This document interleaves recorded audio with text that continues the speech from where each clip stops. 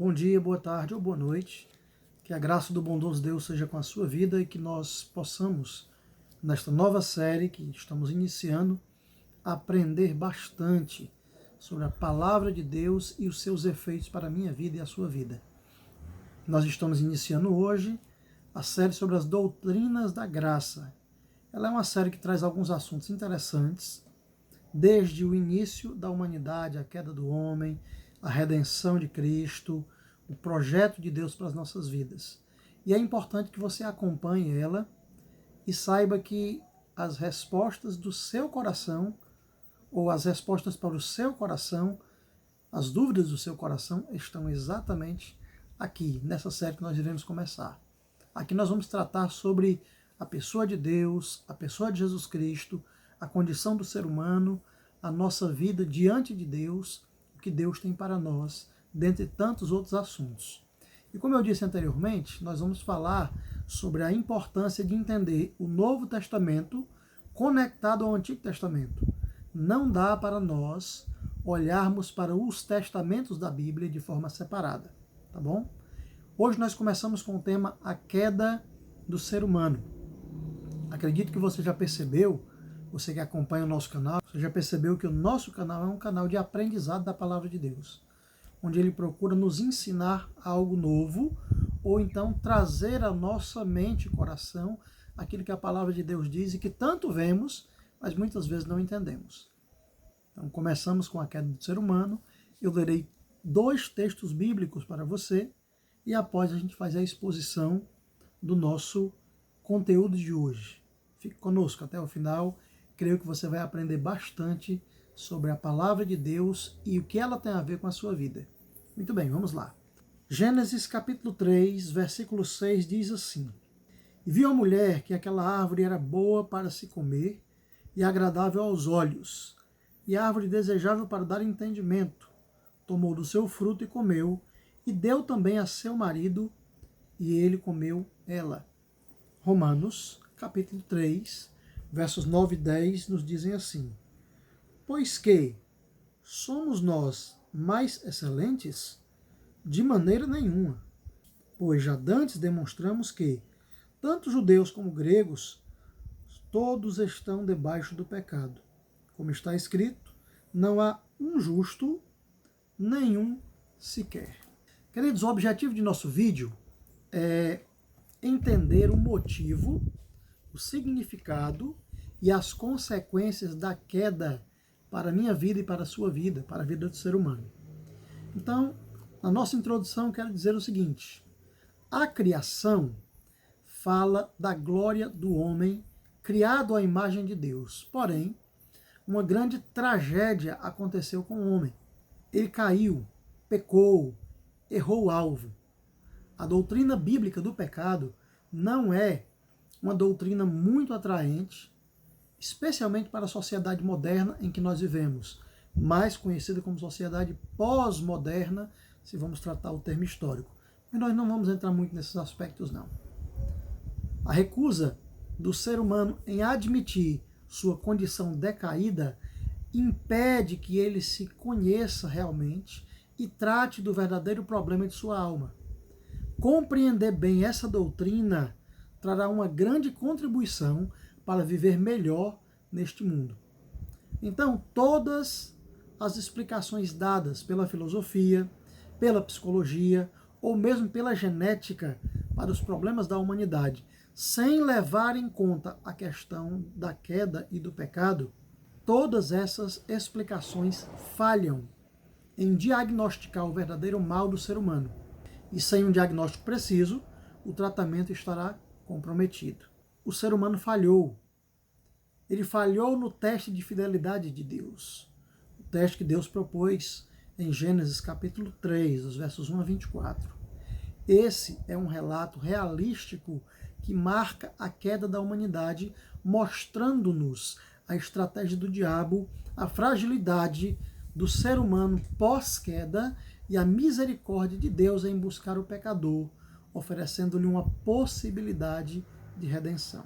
Então, vamos tratar o nosso primeiro ponto da seguinte forma: poucas vezes nós pensamos em todos os privilégios que o homem tinha no jardim. Poucas vezes pensamos nisso. Afinal, qual eram esses privilégios? Ele poderia comer livremente de todas as árvores do jardim, com exceção de uma árvore apenas. Ou seja, nada lhe faltaria e ele poderia desfrutar abundantemente de todas as bênçãos de Deus sempre que ele quisesse. Essa descrição ela é útil para percebermos o quanto a queda foi injustificada. Foi uma verdadeira rebelião da parte do ser humano sem uma causa. Deus fez um teste de fidelidade. E por isso a árvore do bem e do mal foi posta ali no jardim.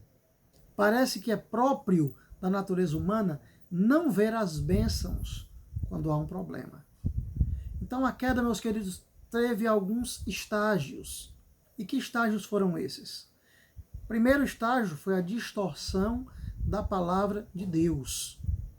Gênesis 3, 1 a 5 vão nos mostrar que o grande plano de Satanás foi transformar Deus em um ditador, colocar para o ser humano uma impressão sobre Deus. Ora, Deus não disse para vocês que vocês poderiam comer de tudo? Como é que ele coloca uma proibição para vocês? Satanás ali tentou mostrar Deus como um ditador. O segundo estágio da queda é a tentativa de fuga.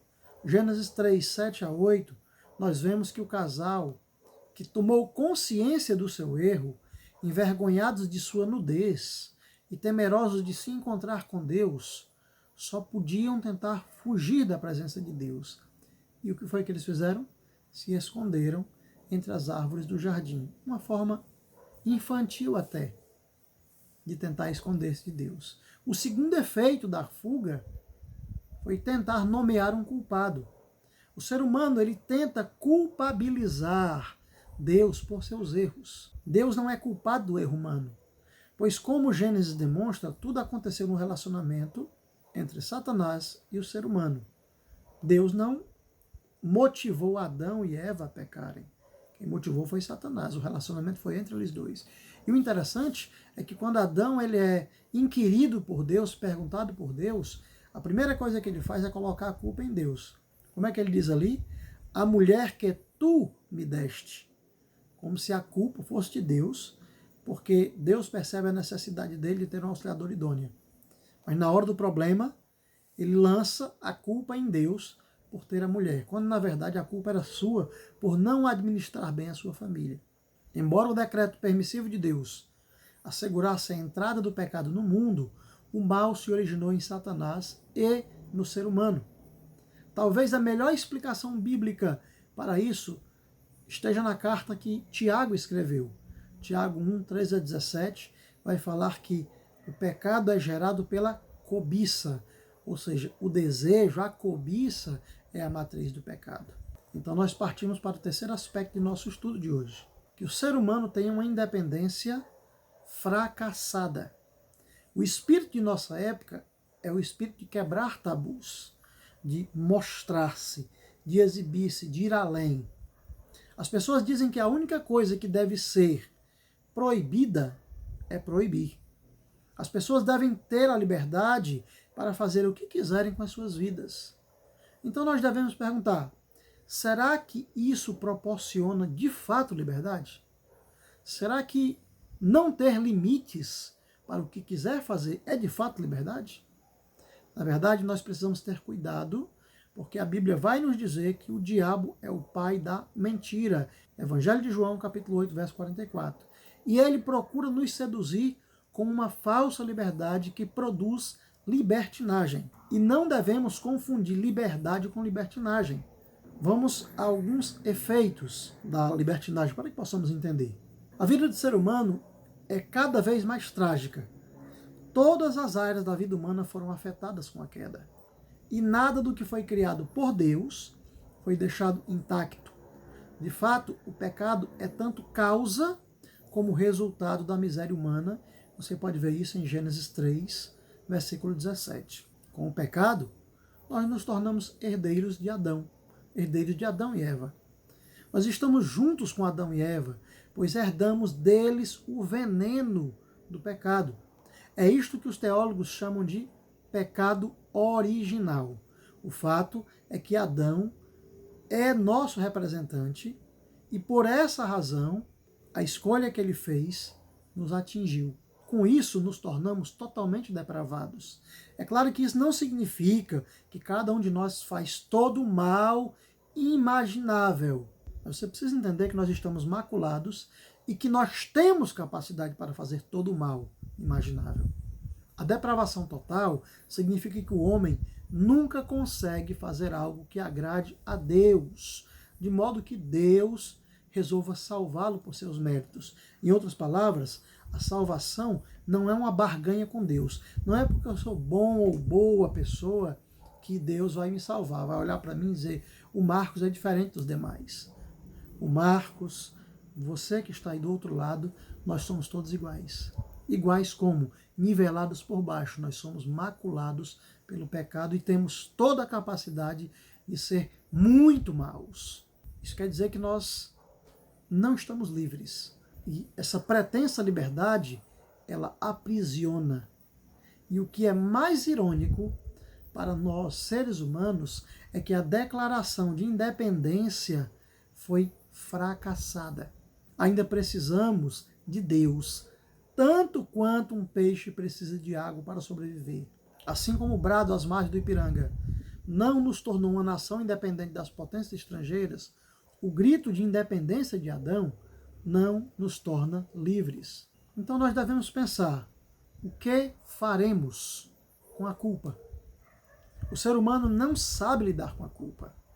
Gasta muito dinheiro com terapeutas, com bebidas, com entorpecentes, para tentar se livrar de algo que tanto o atormenta. Um método mais barato é culpar os outros. Foi assim exatamente que Adão e Eva fizeram.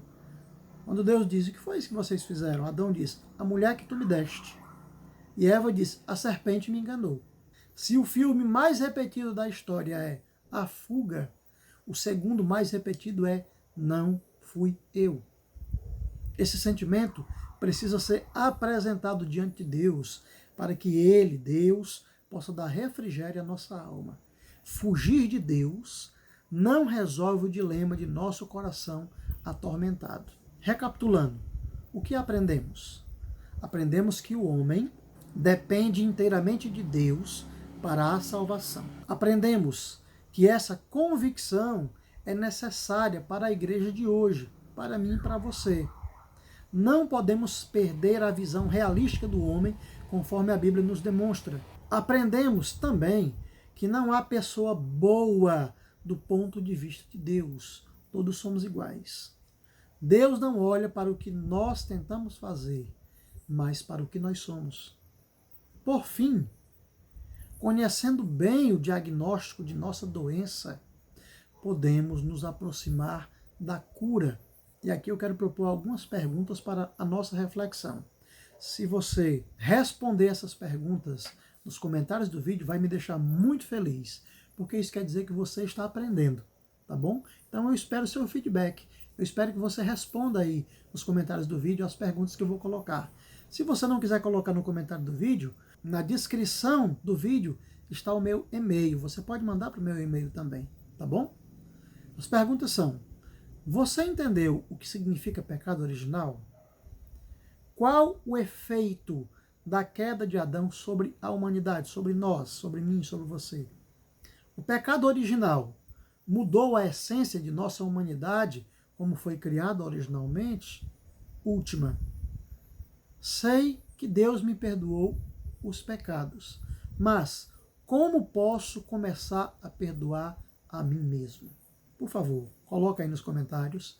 É importante esse feedback, porque assim a gente pode manter um relacionamento de aprendizado, eu e você ensinando a mim, eu aprendendo com você e você aprendendo comigo, tá bom? Coloca aí nos comentários. Responde para mim. Isso vai ser de grande valia. Vamos orar? Pai bondoso, muito obrigado pelo ensinamento de hoje. Eu te peço, Senhor, que esse ensinamento não fique apenas em nossa mente, mas também que ele possa se estender ao nosso coração. para que sim, Senhor, aprendendo com a mente e com o coração, possamos encontrar o diagnóstico que traz cura à nossa alma.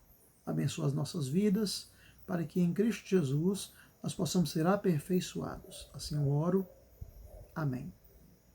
Meu querido e minha querida, como eu disse no início, esta é uma nova série.